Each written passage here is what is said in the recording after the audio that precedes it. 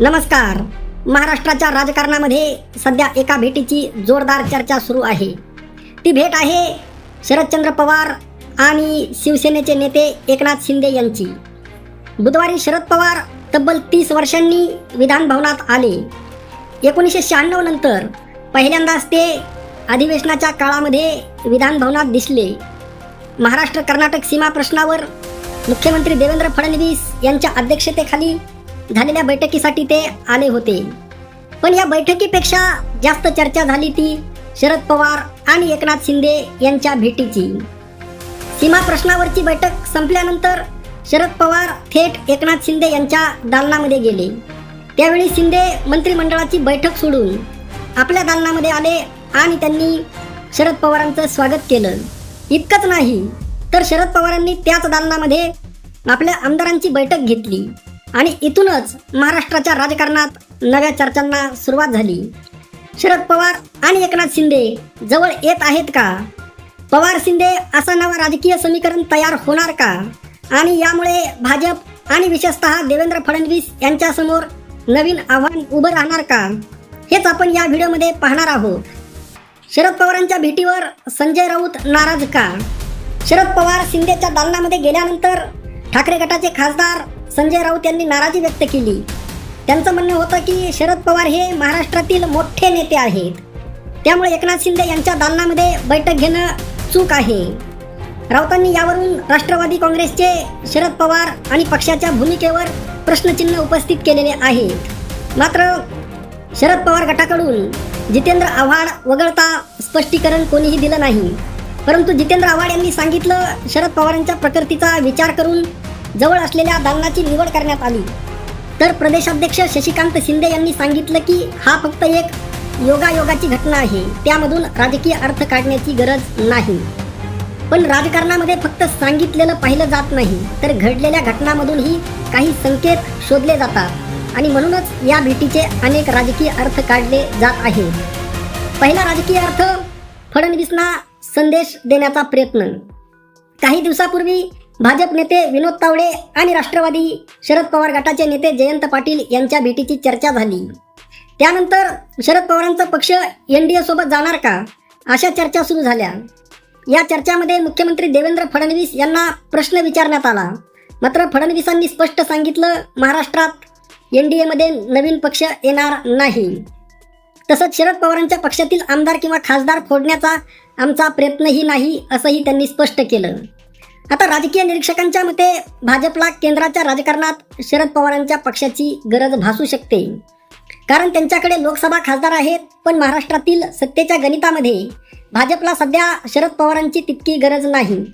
त्यामुळे जर शरद पवार आणि एकनाथ शिंदे जवळ आले तर राज्यात फडणवीसांच्या नेतृत्वाला एक वेगळं आव्हान निर्माण होऊ शकतं. कारण आज महाराष्ट्राच्या महायुतीमध्ये सर्वात मजबूत पकड भाजप आणि देवेंद्र फडणवीस यांचीच दिसते. अशा परिस्थितीत शरद पवार एकनाथ शिंदे समीकरण जर तयार झालं तर ते फडणवीसांना राजकीय संदेश देण्याचा प्रयत्न असू शकतो, अशी चर्चा आहे. दुसरा राजकीय अर्थ, मराठा राजकारणाची नवीन समीकरणं. या भेटीकडे पाहण्याचा दुसरा मोठा मुद्दा म्हणजे मराठा राजकारण. शरद पवार आणि एकनाथ शिंदे हे दोन्ही नेते महाराष्ट्रातील मराठा समाजामध्ये मोठा प्रभाव असलेले नेते मानले जातात. शरद पवारांची पश्चिम महाराष्ट्रातील सहकार क्षेत्रावर आजही मजबूत पकड आहे, तर एकनाथ शिंदे यांच्याकडे राज्याच्या राजकारणामध्ये वेगळी ताकद आहे. जर हे दोन्ही नेते जवळ आले तर महाराष्ट्रातील मराठा मताचं नवीन समीकरण तयार होऊ शकतं. विशेषतः अजित पवार यांच्या राष्ट्रवादी काँग्रेसच्या भविष्यासाठी हा मुद्दा महत्त्वाचा ठरू शकतो. कारण अजित पवारांच्या निधनानंतर त्यांच्या पक्षासमोर नेतृत्वाचा प्रश्न निर्माण झालेला आहे, अशी चर्चा राजकीय वर्तुळामध्ये आहे. अशा परिस्थितीमध्ये काही आमदारांना भविष्यासाठी मजबूत नेतृत्वाची गरज भासू शकते आणि त्यांच्यासमोर शरद पवार किंवा एकनाथ शिंदे हे पर्याय असू शकतात. तिसरा राजकीय अर्थ, फायद्याचं राजकारण. राजकारणात प्रत्येक भेटीमागे काही ना काही गणित असतं. एकनाथ शिंदे यांच्यासाठी शरद पवारांसारखा मोठा नेता सोबत असणं ही मोठी राजकीय ताकद ठरू शकते. कारण केंद्रातील राजकारणात शिंदेंचं महत्त्व वाढवण्यासाठी हा एक मोठा मुद्दा ठरू शकतो. तर शरद पवारांसाठीही सध्या पक्ष मजबूत करण्याचं आव्हान आहे. जर त्यांना सत्तेचा भाग मिळाला तर पक्षाला पुन्हा उभा करणं यासाठी त्याचा फायदा होऊ शकतो.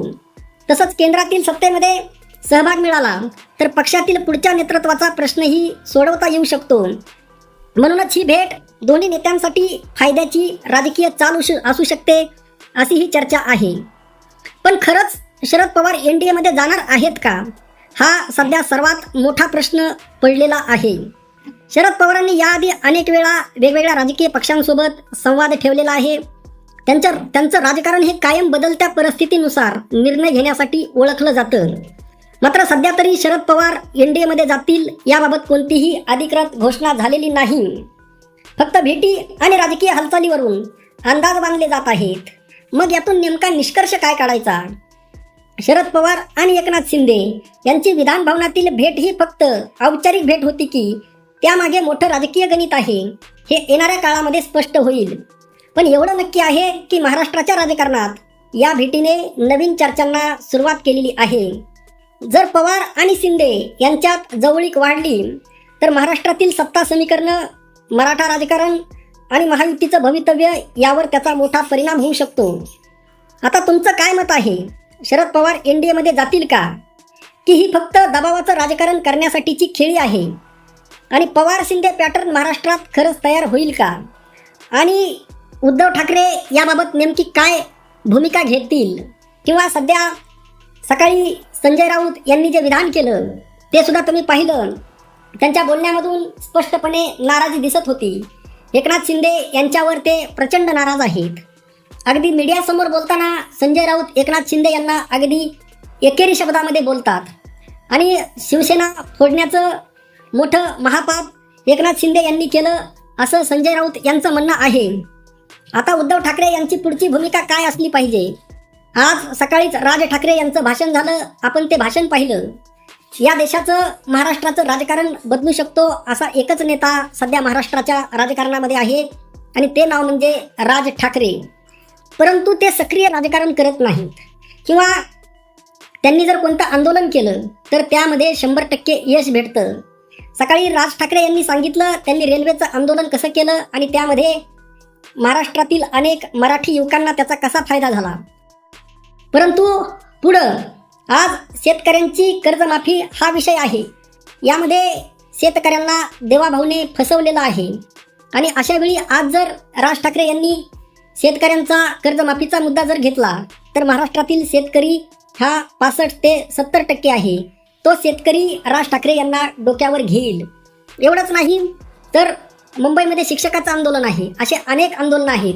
खरं तर याबाबत राज ठाकरे ज्या पद्धतीने रोहित पवार भूमिका घेत आहेत तशी भूमिका राज ठाकरे यांनी घेणं गरजेचं आहे. मित्रांनो, या सर्वावर तुम्हाला नेमकं काय वाटतं? तुमचं मत काय? कमेंट करायला विसरू नका. आणि कमेंटमध्ये प्रत्येकाने जय महाराष्ट्र लिहायचंच आहे. जय महाराष्ट्र, जय महाराष्ट्र.